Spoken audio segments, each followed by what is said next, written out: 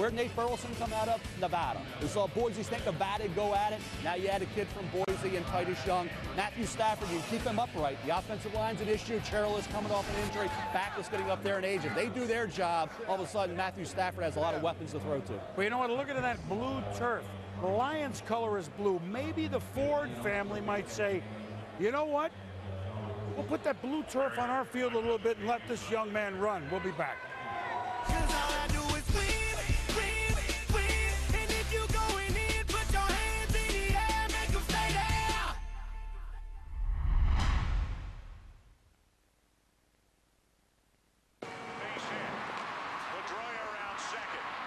I think it's time Pedroia here gets a sandwich. The laser show? I think he's deserved it. Okay, yeah, hear me out. How about a turkey and pepperoni? It's like a big poppy without the cheese. How about capicola? What's with the capicola, man? Every sandwich's gotta have capicola. Joe, you gonna back me up on this capicola? The best. That's right, it's the best. And that's why it's on the Esposito. Oh, that's right.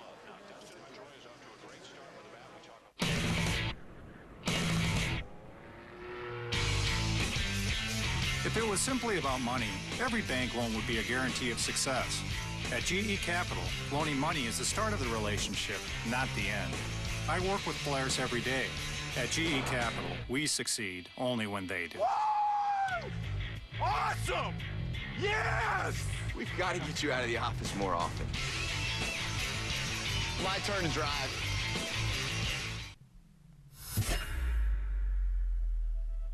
There are theories that color holds power over us. Well, those theories are now fact.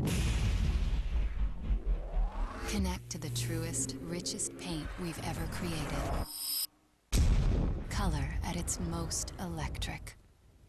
Valspar High-Def Advanced Color System, only at Lowe's. Connect to the power in color. Valspar.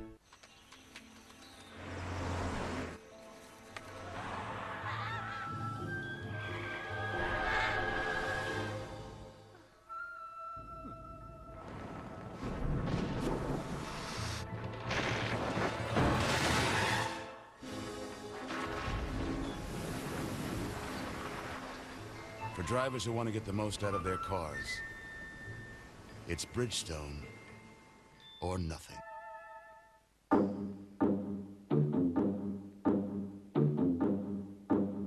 Sure, frames have their place, but this isn't one of them. Introducing the new Samsung Smart TV with a revolutionary virtually edgeless design. No matter what you watch, it feels bigger. Designed with less edge for more to see. That's the wonder of Samsung.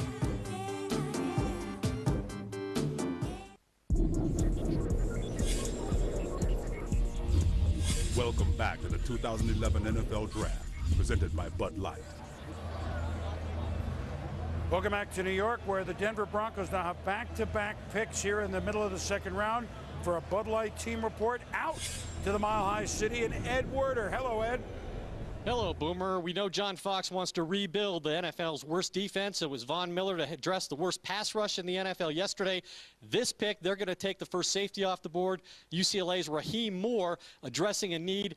All four starters in the Denver secondary last year, 32 years old or older than that. So that's one of the picks. I think they could also go defensive tackle with the other choice that they have here, or they could go tight end. There's only one tight end off the board. That's a position of great need for Denver as well, Boomer.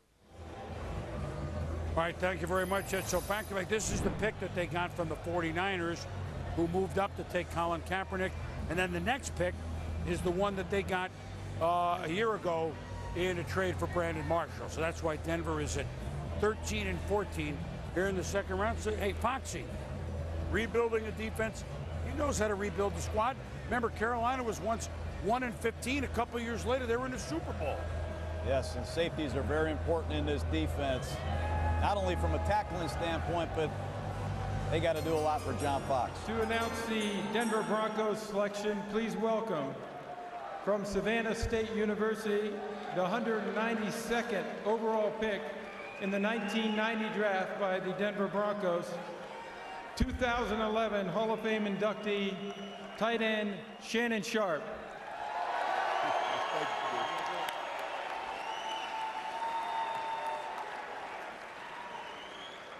With the 45th pick in the 2011 NFL Draft, the Denver Broncos select, welcome to the family, Mr. Raheem Moore, safety, UCLA. That Shannon Sharp ate me up for about 4 years. Raheem Moore, Mel, 3-year starter. Everybody remembers what he did 2 years ago, Chris. This kid had 10 interceptions. I believe he led the country. Yep. Impressive range player back in the back end. I saw this kid run a 3.96 20-yard shuttle in Indy. The only question I have is, physically, can he come down in the box and hold up against the Oakland Raiders rushing attack, the Kansas City Chiefs rushing attack?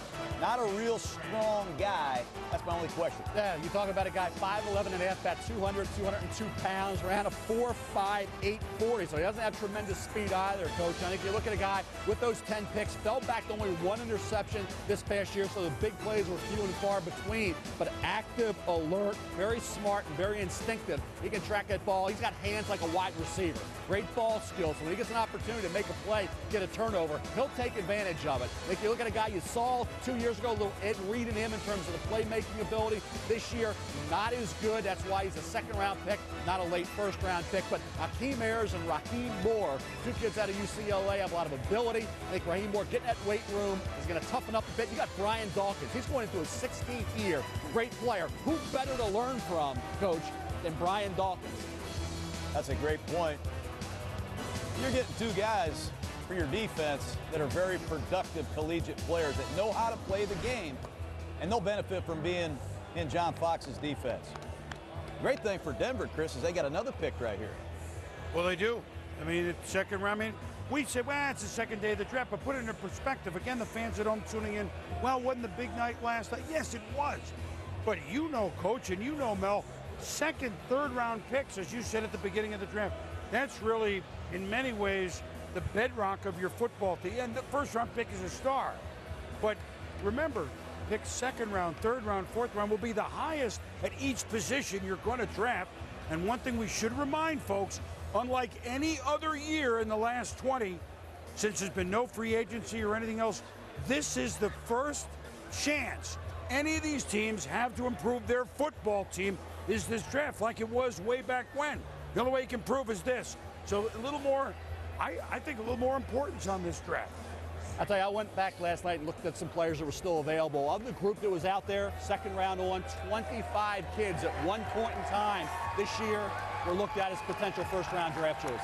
And I think while we're talking about Denver, you're talking about a new head coach. Obviously, John Elway's there. I'll tell you this about John Fox's defense. I remember his defenses with the Giants. They had a guy named Strahan, Keith Hamilton. It all started up front in Carolina. Chris Jenkins, Mike Ruckers, Julius Peppers. Might this be the team that takes Bowers off the board? Yeah, you think about it, John, I agree. I think it would be a great spot. I really do. I think you look at Bowers and what he could mean to a team as Robert Ayers trying to get it to where it needs to be, get his performance level to that of what a first-round draft choice should. He has not been productive up till this point. You got Elvis Dumerville coming off an injury, a sack artist from a few years ago. So I agree. Daquan Bowers, I think right now, you talk about the value of a kid that would have been the first, second, or third pick overall. It wasn't like he didn't play. He played all year. He played through that knee injury. The concern moving forward is, will it be an issue? And I think teams are reluctant now to take a Daquan Bowers for that reason. But at some point here in the second round, you got to roll the dice. Well, I just think of the big picture, Denver.